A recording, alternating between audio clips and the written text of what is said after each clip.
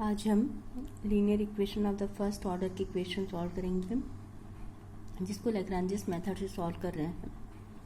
Lagrange's first order partial differential equation is defined by P P plus Q Q equal to R, P del Z by del X plus Q del Z by del Y equal to R, P Q R capital P Q R functions of X Y Z. इस Lagrange's method से solve करने के दो तरीके हैं। First, इसको variable separation method से solve करते हैं। वेरिएबल सेपरेशन मेथड कब यूज़ होगा? जब जो फंक्शन है पी क्यू आर उसके वेरिएबल जो है मल्टीपल के फॉर्म पे, मल्टीप्लिकेशन के फॉर्म पे होंगे। मतलब X Y Z, X Y, Y Z, Z X, इस तरीके से फॉर्मेट पे अगर डिफाइंड होंगे और वो आसानी से सॉल्व हो जाएंगे, तो उसको अपन वेरिएबल सेपरेशन मेथड से सॉल्व करेंगे। अगर उनके बीच में प्लस का साइन या माइनस का साइन होगा तो सेकंड मेथड अपन यूज़ करेंगे, मल्टीप्लायर मेथड यूज़ करेंगे। अब दोनों तरीके से इक्वेशन सॉल्व हो सकते हैं, तो वो थर्ड टाइप होगा। तो फर्स्ट जो अपन सॉल्व कर रहे हैं Lagrange's first order partial differential equation का, उसको वेरिएबल सेपरेशन मेथड से सॉल्व करेंगे। और यहाँ पे दो डिफरेंशिएशन है, एक del Z by del X और del Z by del Y है। तो यहाँ पे दो कांस्टेंट मिलेंगे हमेशा, C1 और C2, जिसको अपन डिफाइन कर रहे हैं। और आंसर का फॉर्म होगा function of C1 comma C2 equal to 0, या इस तरीके से भी लिख सकते हैं C1 is a function of C2 और C2 is a function of C1। ये आंसर का फॉर्म होगा। दो पार्शियल डिफरेंशियल इक्वेशन है, दो पार्शियल डिफरेंशिएशन है, इसलिए इसको इंटीग्रेशन से सॉल्व करते हैं। जैसे फर्स्ट मेथड अपन कर चुके हैं डायरेक्ट इंटीग्रेशन मेथड पे, तो दो कांस्टेंट मिलेंगे, हम यहाँ पे दोनों कांस्टेंट की वैल्यू फाइंड करेंगे और आंसर को function of C1 C2 equal to 0 के फॉर्म पे लिखेंगे। हम ये बता चुके हैं कि फंक्शन के अगर प्रोडक्ट के फॉर्म पे हैं तो अपन क्या यूज़ करेंगे, वेरिएबल सेपरेशन मेथड यूज़ करेंगे। सबसे पहले जो गिवन इक्वेशन है उसका ऑक्सिलरी इक्वेशन फॉर्म लिखेंगे और पेयर लेते जाएंगे और वेरिएबल सेपरेशन मेथड से दो कांस्टेंट की वैल्यू को फाइंड करेंगे। ठीक है, सबसे पहला क्वेश्चन है X P plus Y Q equal to 3z। यहाँ पे स्मॉल p और ये स्मॉल q को रिप्रेजेंट कर रहे हैं। इक्वेशन क्या है, लैग्रेंजेस के फॉर्म पे है, तो ऑक्सिलरी इक्वेशन का फॉर्म क्या होगा, dx by P D Y by Q D Z by R. Capital P क्या होता है, coefficient of del Z by del X होता है या P का कोफिशिएंट होता है। कैपिटल Q क्या होता है, coefficient of del Z by del Y या Q का कोफिशिएंट होता है। और इक्वल टू R है, जो इक्वल टू साइड में है, जो del Z by del X किसी भी डिफरेंशियल का कोफिशिएंट फॉर्म नहीं है, वो R हो जाएगा। ठीक है, तो इस इक्वेशन को ऑक्सिलरी इक्वेशन लिखेंगे। यहाँ पे dx by X, dy by Y, D Z by Z लिखा है ना, तो dx by X D Y by Y equal to D Z by 3z हुआ। वेरिएबल सेपरेशन से सॉल्व करना है, फर्स्ट टू पेयर ले लिए, अब दोनों पेयर को इंटीग्रेट किए तो log x equal to log y।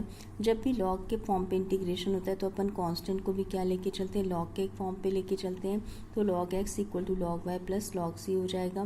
तो log x यहाँ पे minus log y equal to log c हुआ, log a minus log b से log x plus y equal to log c1 हुआ। तो c1 की वैल्यू क्या हो जाएगी, x बाई वाई होगा। उसी तरीके से अब फर्स्ट टू पेयर हो गया तो फर्स्ट और थर्ड पेयर भी ले सकते हैं, सेकेंड और थर्ड पेयर भी ले सकते हैं। तो मैं यहाँ पे सेकेंड और थर्ड पेयर लेके सॉल्व कर रही हूँ, तो D Y by Y equal to D Z by 3z हो गया। अब इसको सॉल्व करने से फिर से इंटीग्रेट करेंगे तो log y equal to 1/3 log z equal to log c2 हो गया। फिर से यहाँ पे log y minus log z power 1/3 है इक्वल टू log c हो गया, तो log y by Z cube equal to c2। c1 और c2 की वैल्यू मिल गई, तो आंसर अपन function of C1 C2 equal to 0 के फॉर्म पे लिखेंगे।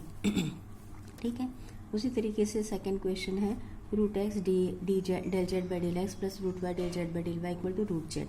फिर से यहाँ पे पी क्यू आर क्या है, P is a function of x only, Q is a function of y only, R is a function of z only. ठीक है, तो यहाँ पे प्रोडक्ट के फॉर्म पे भी ये सिंपल सिंगल फंक्शन है। तो सबसे पहले एक लैग्रांजेस इक्वेशन से उसके ऑक्सिलरी इक्वेशन के फॉर्म को लिखेंगे, dx by P equal to dy by Q equal to D Z by R, dx by root X dy by root Y D Z by root Z. अब dx by root X फिर से कोई भी दो pair ले लो, ये first second pair से क्या होगा, इंटीग्रेट करेंगे तो 1 बाई रूट एक्स का इंटीग्रेशन 2√x होगा, 1/√y का इंटीग्रेशन 2√y होगा प्लस c1 ले लिए। तो c1 की वैल्यू क्या हो गई, √2x माइनस 2√y हुआ। तो c1/c2 को अपन ए से भी डिफाइन कर सकते हैं, कोई दूसरा ही कांस्टेंट होगा, तो ये एक कांस्टेंट हो गया। उसी तरीके से सेकंड और थर्ड रिलेशन लेके चलेंगे, तो c2/b की वैल्यू क्या मिलेगी, √y माइनस √z, ये सेकंड कांस्टेंट हो जाएगा। तो फंक्शन का solution function of a, b = 0 से अपन को आंसर मिल जाएगा। उसी पैटर्न में थर्ड क्वेश्चन है y²z + x²z y²x। Auxiliary equation पे फर्स्ट dx का कोफिशिएंट हुआ y²z = dy का कोफिशिएंट हुआ x²z = dz का कोफिशिएंट हुआ y²x। अब यहाँ पे देखना जो p, q और r की वैल्यू है वहाँ पे वेरिएबल मल्टीप्लिकेशन के फॉर्म पे हैं, तो ये भी वेरिएबल सेपरेशन मेथड से ही सॉल्व होंगे।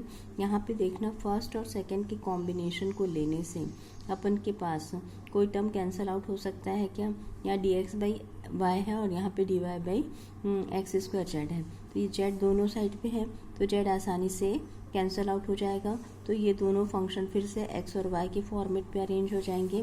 तो फर्स्ट टू पेयर लेने से z कैंसल आउट हो जाएगा, फिर इसको आसानी से क्रॉस मल्टीप्लाई कर लिए, x² dx = y² dy plus c1 हो गया, इंटीग्रेट किया x³ + 3 = y³ प्लस c1, तो c1 की वैल्यू या a की वैल्यू मिल जाएगी x³ - y³। उसी तरीके से अब ये देखेंगे सेकेंड और थर्ड रिलेशन लेने से ये कोई पॉसिबल है क्या, सेकेंड और थर्ड रिलेशन लेने से यहाँ पे कोई रिलेशन पॉसिबल नहीं, तीनों वेरिएबल आएगा। सेकंड थर्ड रिलेशन लेंगे तो केवल एक x कैंसिल आउट होगा, x y z के फॉर्म पे इक्वेशन होंगे और इंटीग्रेशन dy और dz के रिस्पेक्ट में। तो सेकंड और थर्ड रिलेशन लेने से वेरिएबल सेपरेशन मेथड यूज़ नहीं कर पाएंगे।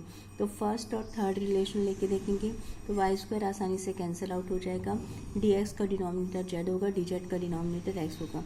तो फर्स्ट और थर्ड रिलेशन लेके आसानी से इसको सॉल्व कर सकते हैं। तो फर्स्ट और थर्ड रिलेशन लेके चलेंगे तो y² कैंसिल आउट हुआ है, x dx = z dz plus c2 हो जाएगा, इंटीग्रेट करेंगे तो b का फॉर्म मिल गया x² - z²। तो आंसर हो गया फंक्शन ऑफ a b = 0, तो function of x³ - y³ x² - z² = 0। ठीक है, तो ये हो गया हमारे पास वेरिएबल सेपरेशन मेथड से क्वेश्चन के फॉर्म। ठीक है, आ गया समझ में।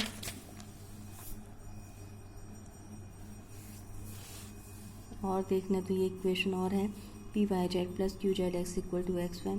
First second third auxiliary equation हो गया। फर्स्ट और सेकंड रेशियो लेने से z कैंसिल आउट हो जाएगा, डायरेक्ट इंटीग्रेट होने से आंसर मिल जाएगा, और सेकंड और थर्ड लेने से डायरेक्ट आंसर लेने से इंटीग्रेशन हो जाएगा। ठीक है, तो ये सारे क्वेश्चन जिसमें वेरिएबल प्रोडक्ट के फॉर्म पे होते हैं, अपन को क्या करना है, वेरिएबल सेपरेशन मेथड का यूज़ करना है। Thank you very much.